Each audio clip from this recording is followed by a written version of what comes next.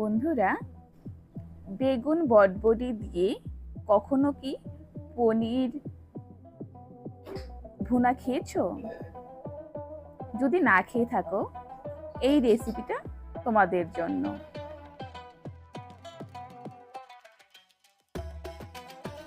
বেগুন দিয়ে মজার রেসিপি এমন কেউ নেই যে পছন্দ করে না।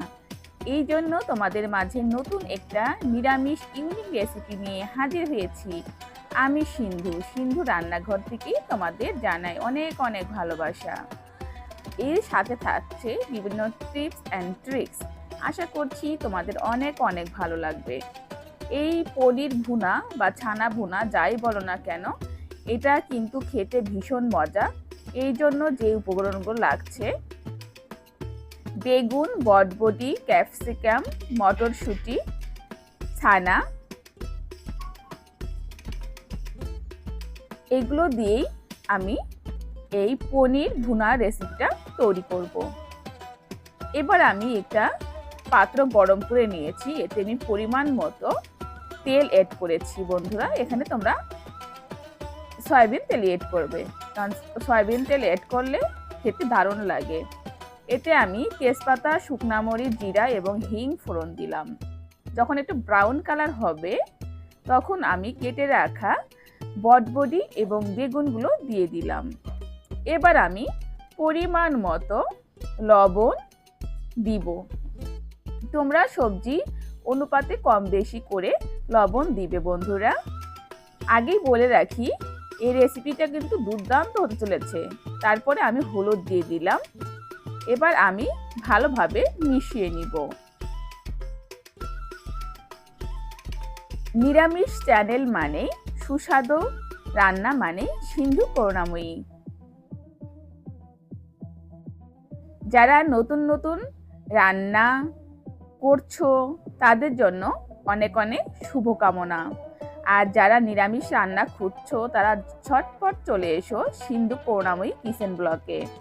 এখানে অল্প উপকরণে সুন্দরভাবে ঘরোয়া পরিবেশে রান্না করা হয়, যা খেতে ভীষণ ভীষণ মজা এবং অনেক স্বাস্থ্যকর। আশা করছি তোমরা বুঝতে পেরেছো।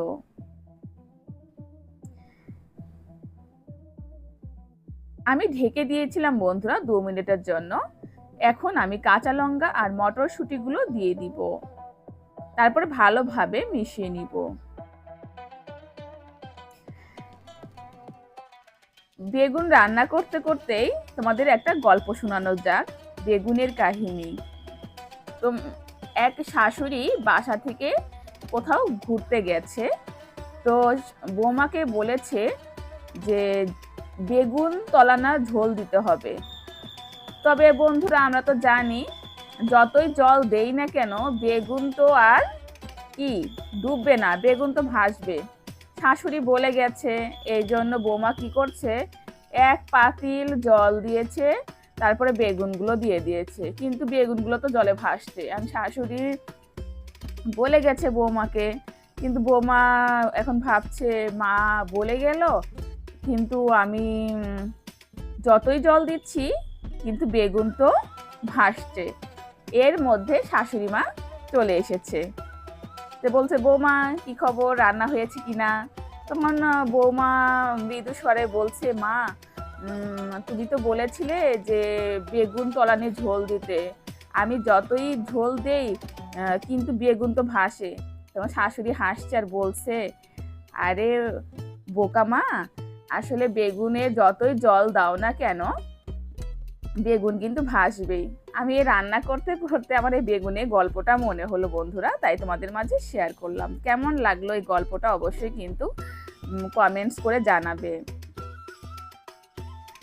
এবার আমি পরিমাণ মতো জল দিব, কারণ এটা কিন্তু ভুনা ভুনা টাইপের হবে, খুব বেশি রস থাকবে না বন্ধুরা, গা মাখা মাখা রস থাকবে।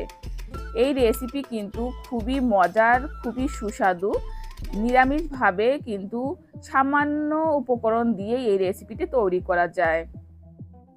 যদি তোমরা এই পদ রান্না করো, দ্বিতীয় আর কোনো পদই লাগবে না বন্ধুরা। এতটা মজার, এতটা স্বাদ এই বেগুন বটবটি দিয়ে এই ছানা ভুনা।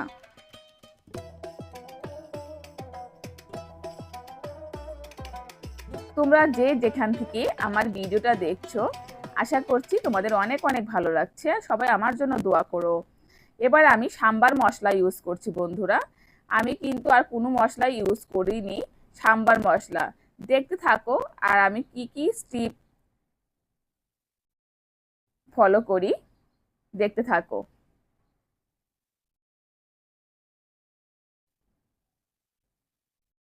প্রতিটা রান্নায় কিন্তু সুন্দর করার কিছু বিশেষ প্রসেসিং আছে বন্ধুরা, যা আমরা যদি ফলো করি তাহলে কিন্তু রান্না কিন্তু ভীষণ ভীষণ চমৎকার হবে।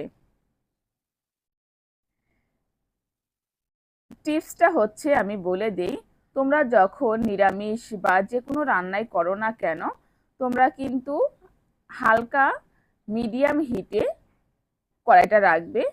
আর তেল দেওয়ার পরে কিন্তু খুব বেশি জাল দিবে না বন্ধুরা, জাল দিলে কিন্তু ফ্লেভারটা নষ্ট হয়ে যাবে। মাখো মাখো সব কিছুই কিন্তু খেতে ভালো লাগে বন্ধুরা। কেমন লাগলো টিপস আর কেমন লাগলো আমার এই রান্নার পদ্ধতি? যদি আমার এই রান্নার পদ্ধতি তোমাদের ভালো লেগে থাকে, অবশ্যই সাবস্ক্রাইব করতে ভুলো না। এবং নতুন নতুন রেসিপি পেতে অবশ্যই সাবস্ক্রাইব করে পাশে বেল আইকনটি প্রেস করো। আর যারা নিরামিষ রান্না পছন্দ করে তাদের মাঝে শেয়ার করে দেওয়ার অনুরোধ রইল।